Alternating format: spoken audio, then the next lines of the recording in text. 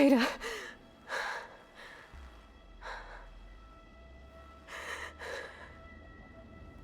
Farrell.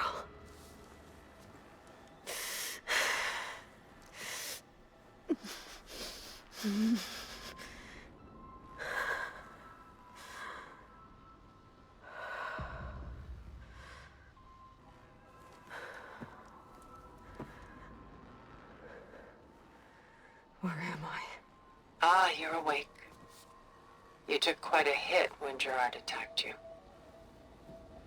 I imagine you must still be in a great deal of pain. I can assure you that we are safe. The others can't detect us here. You mean the other Zeniths? You must be Tilda.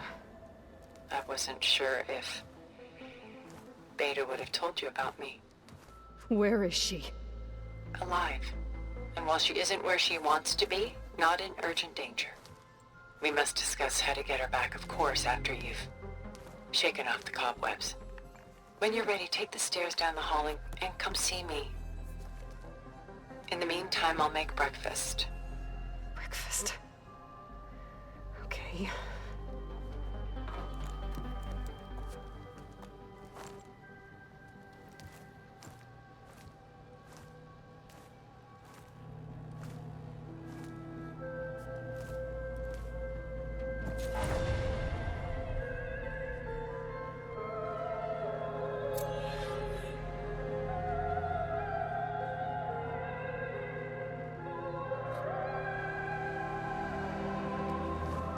Why did Tilda bring me here?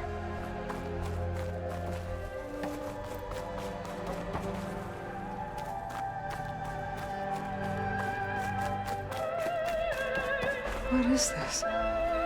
Just a few favorites from my collection. Rescued and stored here just before I went off-world. Take a look, if you like. I'm curious to hear your impressions. My friend is dead. Beta and Gaia are gone, and you want me to look at old paintings? Don't be so quick to dismiss the comfort we can find in art, or the insight we might gain.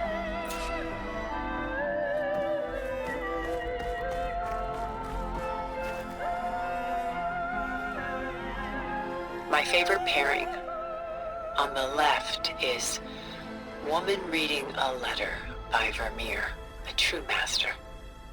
And on the right is a forgery, Woman Reading Music, which fooled experts into believing it was a priceless original. Early in my career, I became fascinated with such deceptions. Eventually, I developed scanning software that could detect fakes with unparalleled accuracy. Is that how you made enough money to buy your way onto the Odyssey? Oh no. I made my real fortune later.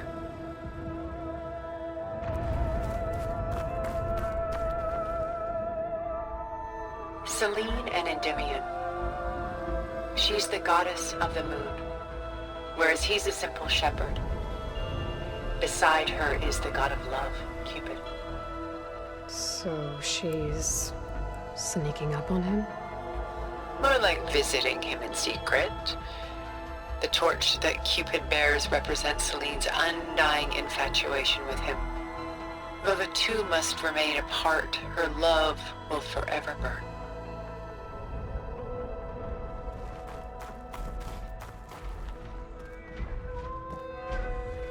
This is Rembrandt painting Jeremiah, a man in mourning. Mourning what? His home. The ancient city of Jerusalem. He foresaw its impending doom, but could do nothing to prevent it. So instead, he saved its treasures from destruction, just as I saved these works. You could say we're kindred spirits.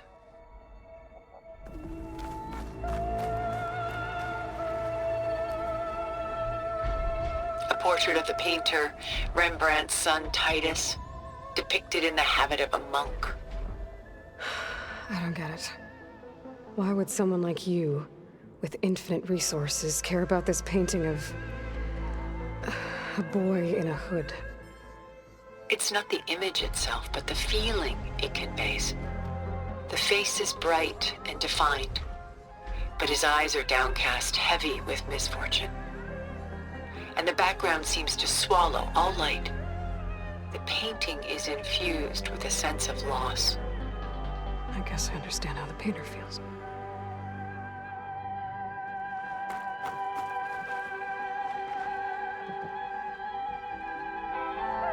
Rembrandt's The Night Watch, by far the most famous painting my homeland ever produced. It was commissioned to honor a militia made up of influential citizens. I guess you must have been an influential citizen. In my day. But not as influential as you've been in this new world.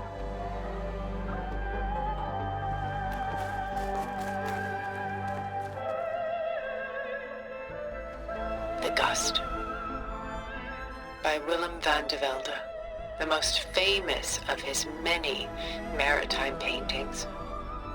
A ship crossing into the unknown. I guess you're familiar with that. Indeed, which is why I appreciate this composition in particular. Though waves and wind threaten to destroy the ship, it perseveres, clinging to the light even as darkness closes in all around it.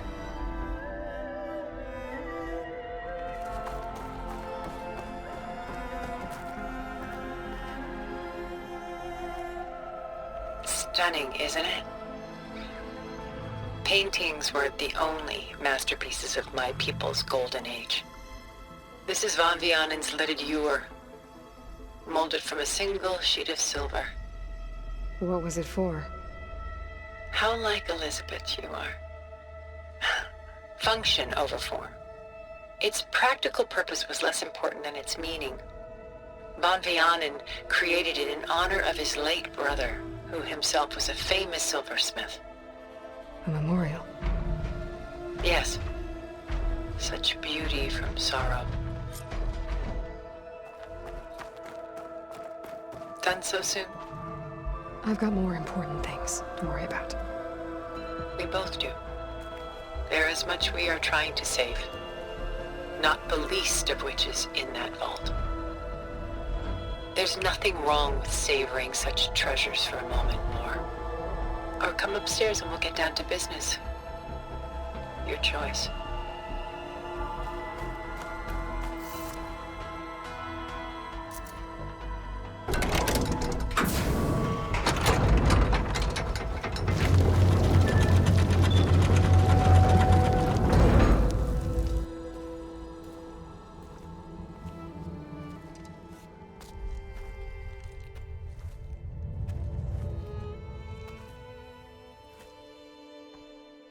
There you are. Feeling better? How did you find us? At the cauldron? And what did you do to everyone right before I passed out? All business, I see. Well, suffice it to say we were keeping a very close eye on Hephaestus, knowing we would need it at some point. Your ruse didn't fool us, and as for my little trick, it was an overload of the senses, accompanied by an energy discharge. Gerard and Eric were only momentarily disoriented due to their shields, but it rendered you unconscious while I got you out. Perhaps some breakfast might steady you a bit?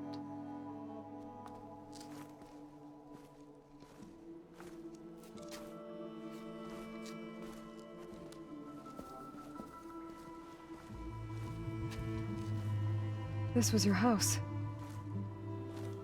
The one you recreated for Beta, in the data channel you shared. How perceptive of you. Please, this way. After everything your people have done, you think I'm just gonna sit down and have a chat with you? They're not my people. They never were, and especially not now. You shot off into space with them, and lived with them for 1,000 years before coming back. So what made you suddenly turn on them? Quite simply, this. My old focus. You repaired it? But that means you've seen Incredible things. What you've accomplished in 2 decades of life.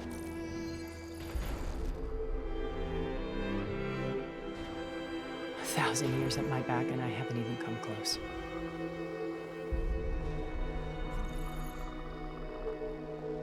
I'm sorry if I invaded your privacy, but I had to. In order to understand. To be enlightened. You truly are Elizabeth's blood. With her drive, her sense of mission, her integrity. Watching all this shamed me for the company that I've kept. Having seen it, all I want is to help you. Even if it means stopping your friends? Especially so. Please, sit down.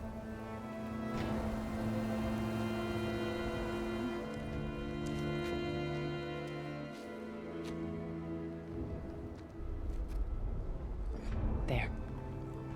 That's better. Now, we must recover Beta and Gaia at all costs. By now, you must know that Gerard intends to use Gaia to reboot the Earth's biosphere. Remaking this world to specifications that would only suit us immortals. This process will kill every living thing on the planet. He calls it a clean install. Not if I stop him first. Not if we do. And once he and the others are gone, we can work together to fulfill Elizabeth's dream. I'm sure Beta told you that there's a build of the Apollo database on board our ship.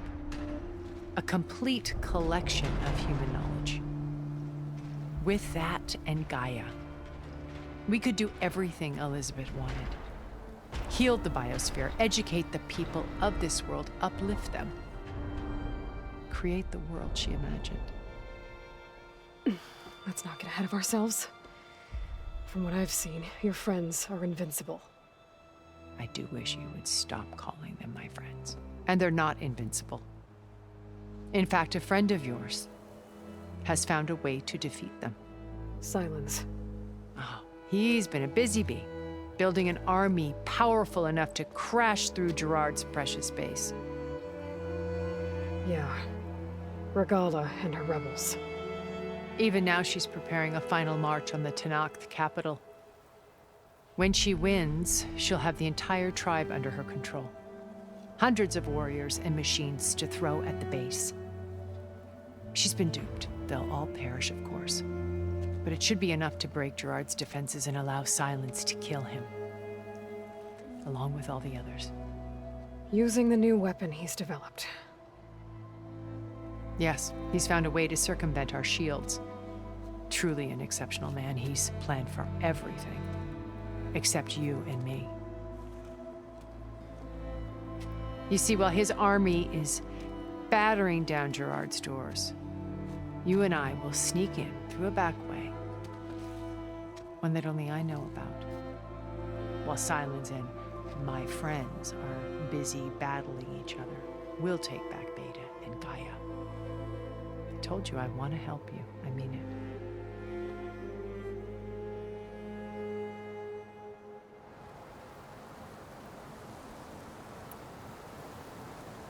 My old focus. How did you find it, let alone repair it? When we encountered you at the Hades Proving Lab, Gerard saw you as a redundancy. I knew better. You were a revelation. After your dramatic escape, bravo, by the way. Gerard and Eric assumed you were dead and gave up the hunt. I wasn't so sure. When the others were busy, I returned to the lab and searched for any trace of you. That's when I found this little treasure. Not easy to repair, but certainly worth the effort. As I watched your life unfold, you were like a splash of color on a worn canvas. What Liz was, and more. Did you show it to the others? Of course not. It was your actions that inspired me to defy them. It's worth noting that if I hadn't found it and watched its contents, I wouldn't have known to save you at the cauldron. You'd be dead. So I should be grateful? If you like.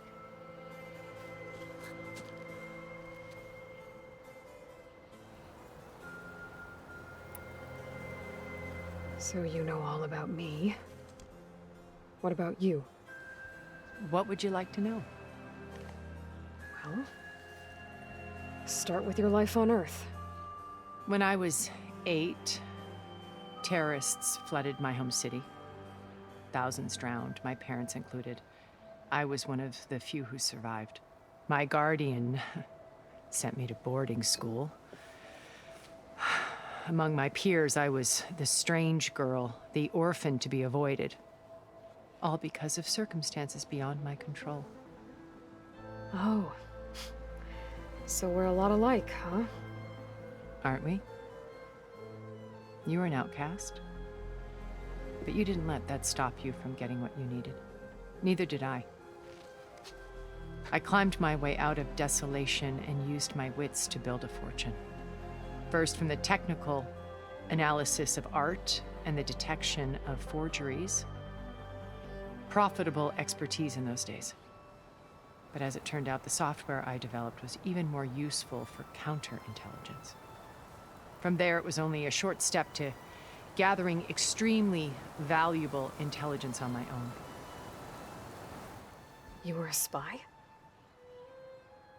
More like a service one could turn to for information. I had to remain anonymous, of course, to protect my privacy. But despite that anonymity, Far Zenith inevitably sought me out.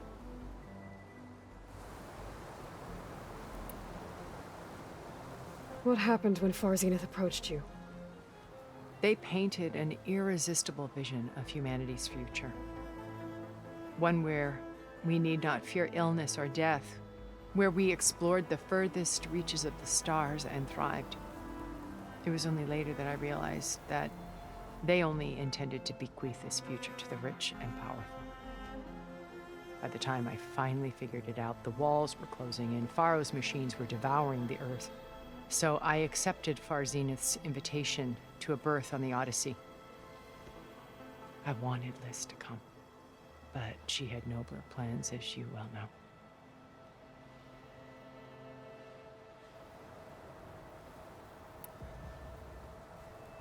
So you didn't know the other Zeniths were monsters until it was too late? I knew some of them were, certainly. It wasn't until we were off-planet that I understood the true scope of their greed. I was grateful to simply be alive, but the others became obsessed with a kind of effortless immortality. They built a colony where machines serviced their every need, where any memory or fantasy could be endlessly savored in virtual reality. It wasn't life. It was stultifying, a pampered dream state. As the decades passed, I withdrew more and more, alone yet again, but this time with eons to consider my mistakes. Now finally, having met you, I feel like I have a second chance. To do what? Help you, of course. To fulfill Liz's dream, which isn't so different from Far Zenith's original vision. A better future for humanity.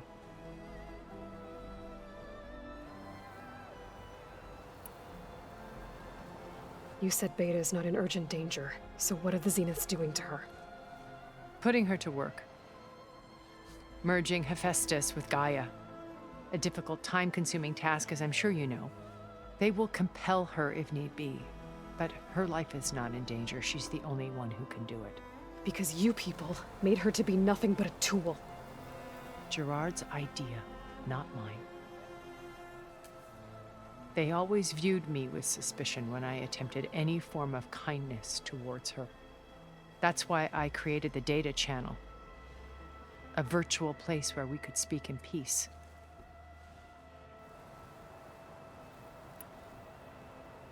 So this channel you shared with Beta, none of the other Zeniths ever found out about it.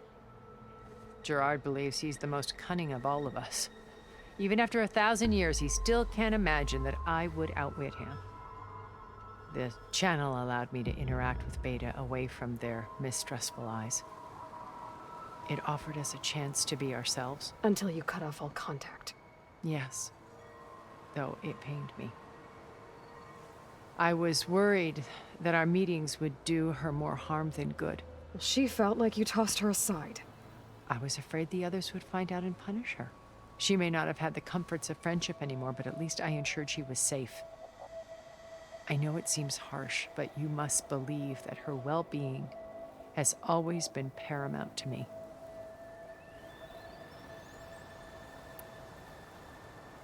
Why did you make the data channel look like this place? I built this house as a shelter to weather any storm. A safe place. Not just for me, but for the art stored below. Cultural artifacts of incalculable value. Truly some of the greatest achievements of human civilization. And you wanted Beta to see them? Yes. Her upbringing was so cold and technical. I thought if she could experience Vermeer and Rembrandt, it would bring something else into her life.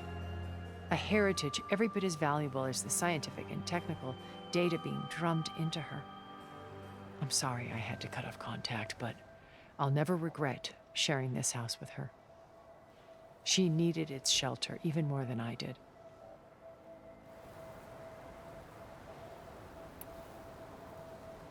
Beta told me your colony was destroyed. That you came back to Earth because you had nowhere else to go. It's true. After we reached our destination, a planet in the Sirius star system, we spent decades building a new home. The physical constraints of Earth, the boundaries of mortality, gone. To think of what we could have done with it. It might have been a utopia. Instead, we stagnated, absorbed in effortless comforts and virtual realities. It took a cataclysm to finally yank us out of our stupor. What happened? A massive geological event. We knew of instabilities in the planet core, but we underestimated them. By the time the collapse was upon us, it was too late to stop it. Only a few of us made it to the ship in time. We set course for Earth, the only safe harbor left to us. Which you decided to make unsafe for anyone else. Not me. Gerard. He believes it's better to wipe the canvas clean than work around the smudges. No more primitive tribes, no more combat machines, only a blank slate to do with as he pleases. But we will stop him. All we have to do is get into that base. What exactly is your plan to sneak into the Zenith base?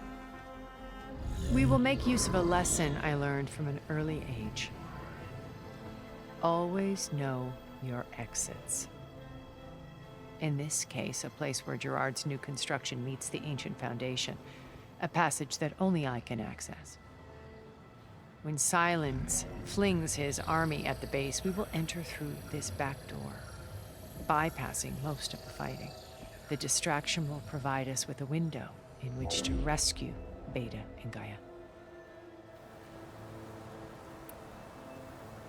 Once we're inside the base, where will we find Beta and Gaia? Here in the command center. By then, Gaia will have been reunited with all of its subordinate functions, including Hephaestus. What about the alpha build of Apollo on your ship? A simple matter of recovery once the others have been dealt with. With that in hand, we'll have everything we need to make this world as it should be.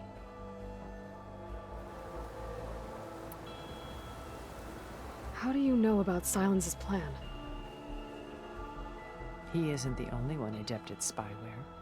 You hacked his focus? No, he's too careful for that. But his subordinates? Not so much.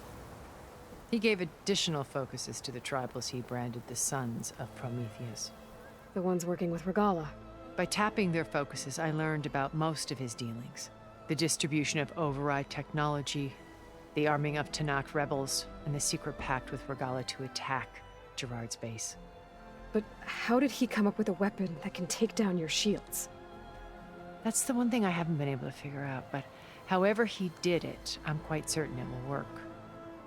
With it and the Tenakth army, victory seems to be within his grasp. Such a shame he'll be disappointed.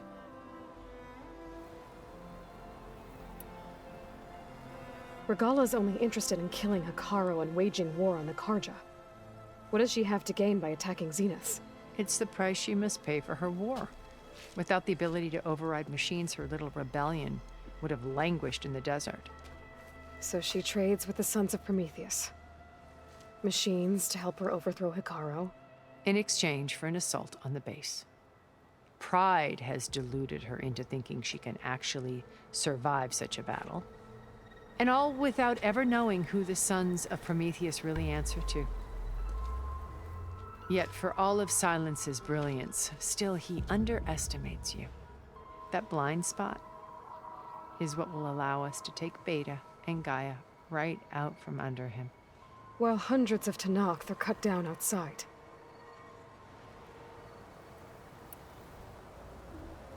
So you knew Elizabeth. What was she like? Liz was everything she was. I see in you. And more. Your ingenuity, your determination, your moral compass. You've managed to distill her greatest qualities and make them your own. I'm not asking about me. Tell me about Elizabeth. What was she really like? The honest answer is that I don't actually know. For all the time that I spent with her, she always kept a part of herself locked away. It was like that from the moment we met.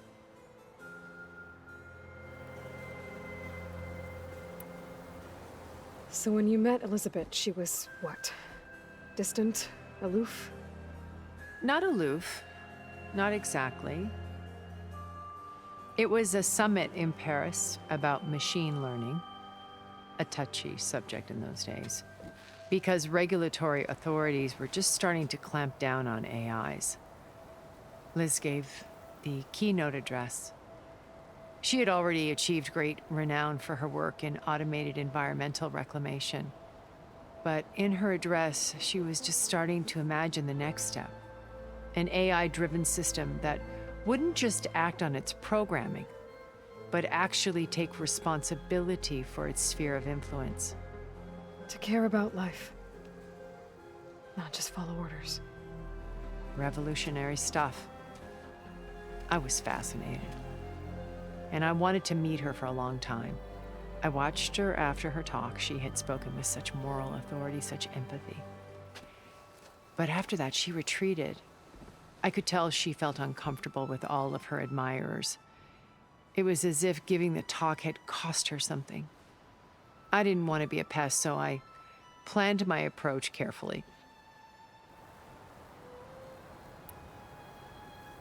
So how did you finally approach Elizabeth after her talk?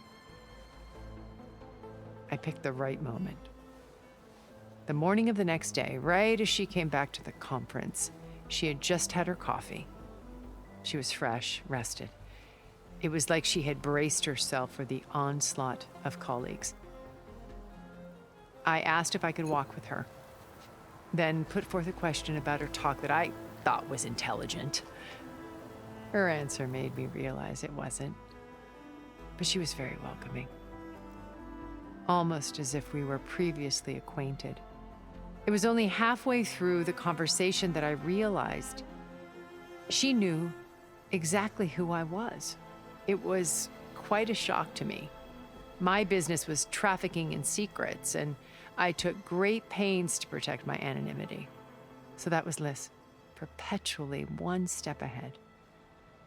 I came to view our meeting as a metaphor for our friendship. She always seemed to know me far better than I knew her. I guess I know the feeling.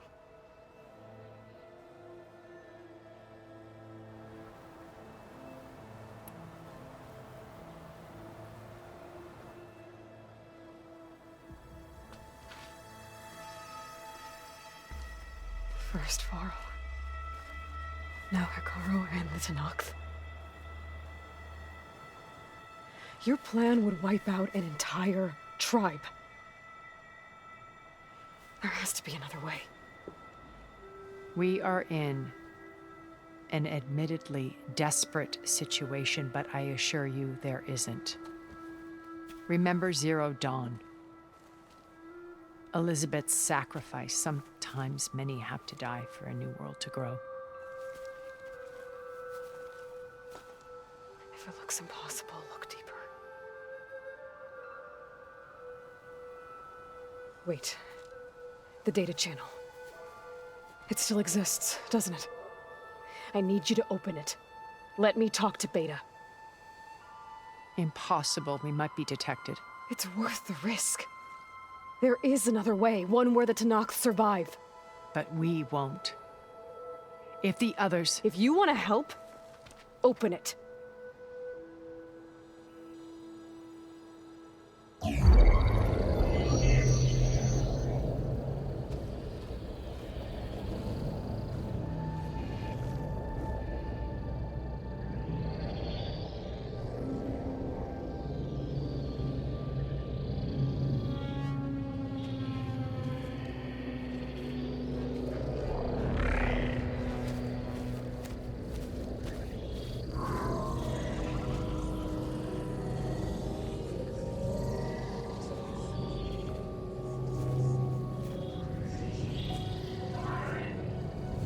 What are they doing to her?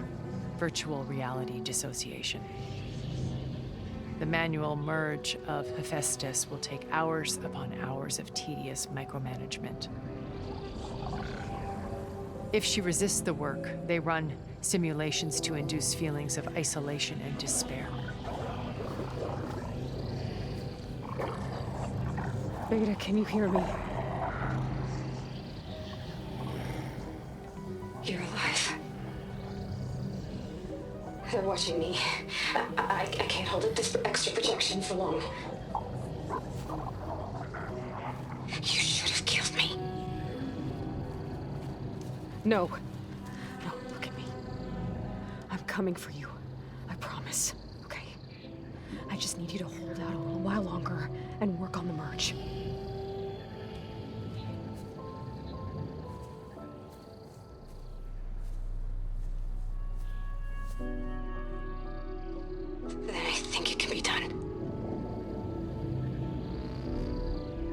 Contact again when it's time. Can you hold on? As long as I know you're coming for me, I can endure anything.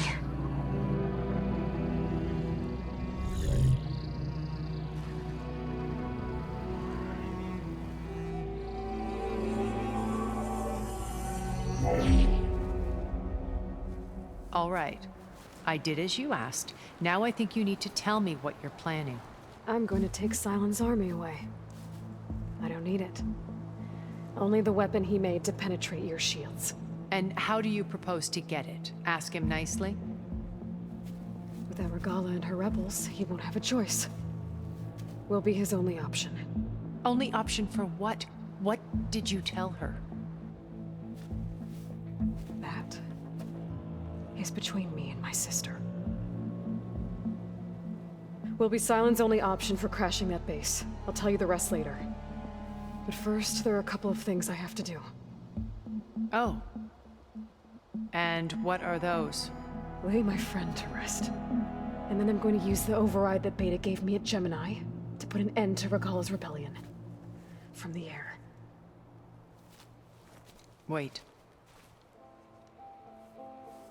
Since you insist on doing things your way, I know of something that will truly help you make a grand entrance with the Tenakth. The ancient Horus Titans still possess electromagnetic energy cells as part of their arsenal. Drop one of those on Regala's army and they'll receive quite a surprise.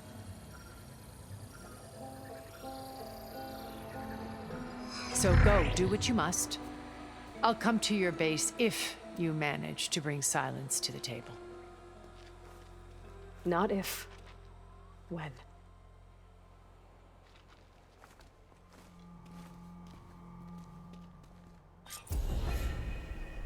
Erend, are you there? Aloy! Aloy, is that really you? Yeah, it's me. Where's everyone else?